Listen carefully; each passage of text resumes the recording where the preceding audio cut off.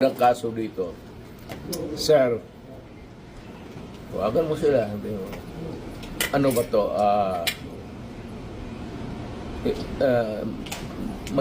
May variance kasi. Pero kung sasama ako sa iyo, huwag kang magtingin dyan, sasama ako sa iyo. Yes, sir. Thank you, sir. Total, Maraming salamat, sir. nandito naman tayo sa government facility. Yes. So, escape is not a problem. Impossible dream. Thank you, sir. Okay lang mga aparado. Ang akin lang, I might not have the chance anymore to lecture on you na the serious implications nito. We have withdrawn and then you would allow it to be brought to a body of which we are no longer a member. Isa yan. Kaya sabihin mo din sa sabi ni Mayor, kindly ponder on this irrevocably. Ba? Alam mo man, nabasa mo man siguro, withdraw na tayo.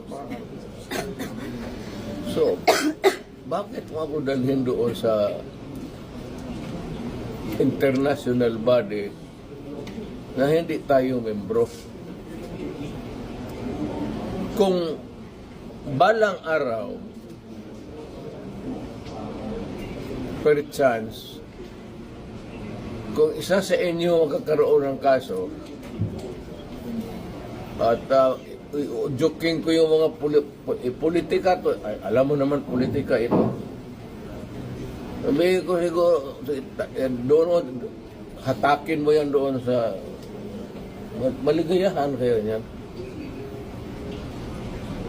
I'm reminding you, not because I want to, I'm not berating you actually. I'm giving you a lecture na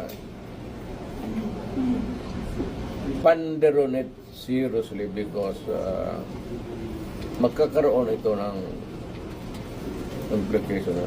Una-una, I don't know about, but my family, lalo na si Vice President, if ikaw bukas mag-presidente yan, was-was tayong lahat dito. Or, on a longer term, kung tatakbo yan, mananalo yan. Dahil nga sa ginawa ninyo tuloy,